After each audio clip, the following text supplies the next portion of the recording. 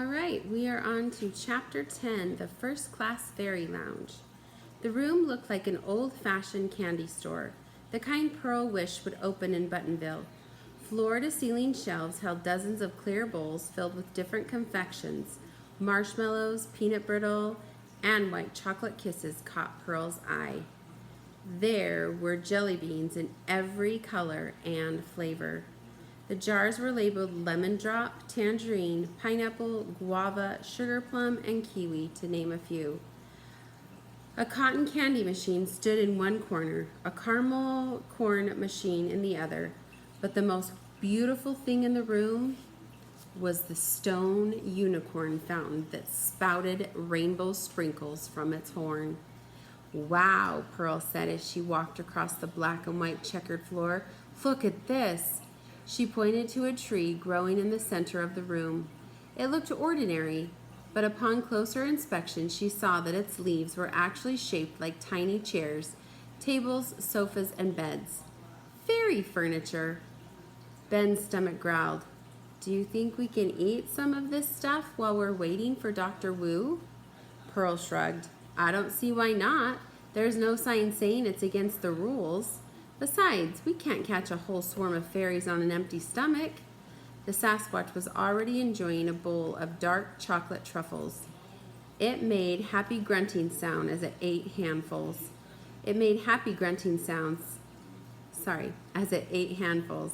Pearl tried to grab one of the truffles, but the Sasquatch growled at her. "Hey, I always share my gum with you." Its eyes widened as if considering her comment. Then, after a shrug, he pulled a truffle out of its left nostril and handed it to her. I'm sure all of you would eat a truffle out of the Sasquatch's nose, wouldn't you? Gross. Thanks, she said. "I wouldn't eat that if I were you," Ben told her. Pearl rolled her eyes. "Of course I'm not going to eat it," she whispered to him. "I'm just trying to be polite." When the Sasquatch wasn't looking, she quickly dropped the gooey truffle into a garbage can that was filled with candy wrappers. Then she pointed to the top shelf. "But I'd sure like a few peanut butter cups." Ben climbed onto a stepladder and reached into a bowl. He tossed a few of the foil-covered cups to Pearl, then took some gumdrops for herself. "Sugar fairies are so lucky. My mom never lets me eat candy," he said with a huge grin. "My dad says sugar makes me hyper," Pearl said. "I don't think that's true. I'm always hyper." She ate 3 peanut butter cups, then reached into a jar of papaya-flavored jelly beans. "Attention, please." Mr. Tabby stood in the doorway, wearing his usual serious expression. He was holding a big plastic container. Pearl dropped the beans. Would that get a stern lecture from Mr. Tabby and then he'd be assigned some sort of punishment, like cleaning earwax from the Sasquatch's ears or flossing its teeth? "Did we break a rule?" she asked, ready to defend her actions. After all, how could they be expected to work all night without some sort of food? "Not that I'm aware of, but as past behavior predicts future behavior, I expect you will break a rule or two before the night is through." He strode into the room and removed the truffle bowl from the Sasquatch's chocolate-covered hands. Ben jumped off the stepladder. "Where's Dr. Wu?" Dr. Wu was answering a telephone call from the imaginary world. "What's wrong?" Pearl asked. "Is the call about Maximus Steele? Did he do something bad? Did he hurt another creature?" Mr. Tabby didn't respond. Pearl fidgeted. It drove her nuts when Mr. Tabby ignored their questions. "Why would he hurt another creature?" she asked. "There's no way for him to sell horns if he can't travel through the portal." "Right," Ben said. "He's stuck on a roof with no ladder, just like Dr. Wu planned."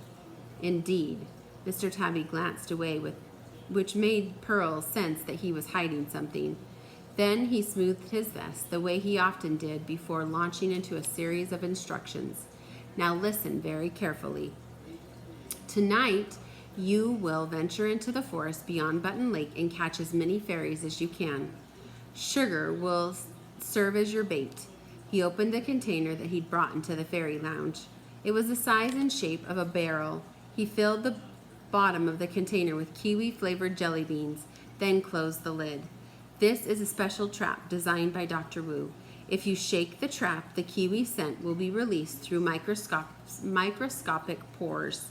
The fairies will fly in through one-way chute, then will be distracted by the jelly beans, and by the time they realize they can't get out, you will be carrying them back to the hospital.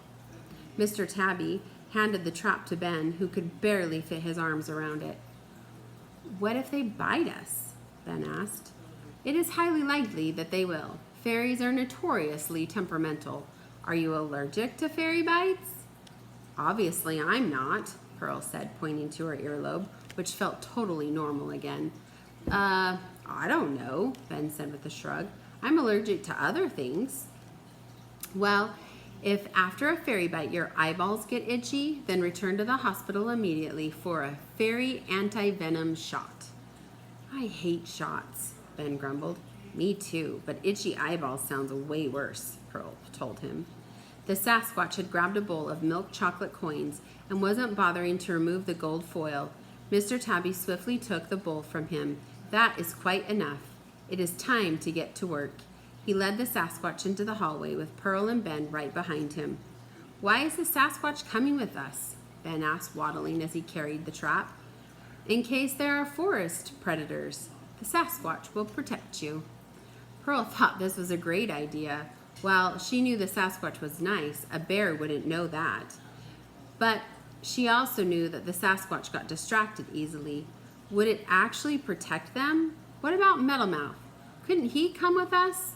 Metalmouth is... Again, Mr. Tabby looked away. What was he hiding? Is he engaged in important activity at the moment? The words important activity sent a new list of questions straight to Pearl's tongue. But she knew Mr. Tabby wouldn't provide any answers, and she didn't want to further annoy him. His mustache was twitching something fierce already. "So, can the Sasquatch carry this thing?" Ben asked. "It's pretty heavy." "Under no circumstances are you to hand the trap to the Sasquatch," Mr. Tabby said. "It would eat all the jelly beans."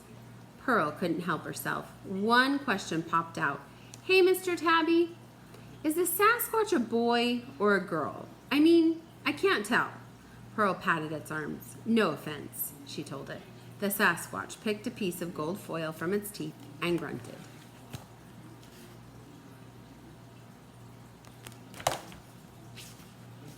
"The Sasquatch does not have a gender."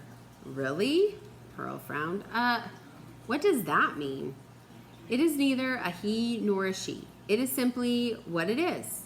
He took a ring of keys from his pocket and locked the tiny fairy door with the tiny key. "After you catch the sugar fairies, release them inside the lounge. Then close the big door. They will not be able to escape." He folded his arms behind his back and looked down at them. "Do you understand your instructions?" Pearl and Ben nodded. The Sasquatch didn't nod. It just scratched its bum. Pearl helped Ben carry the trap into the elevator and through the downstairs lobby. Mr. Tabby slid the 5 deadbolts and opened the front door. "Mr. Tabby..." This time, Ben was doing the asking.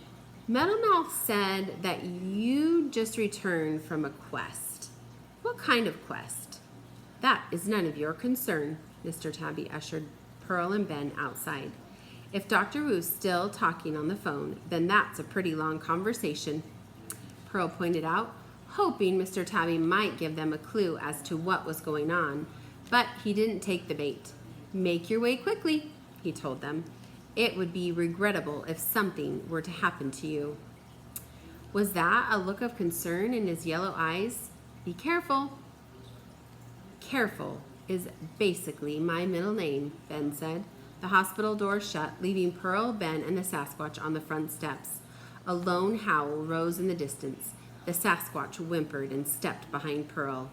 A darkness closed in. Chapter 11, Shooting Sugar Stars.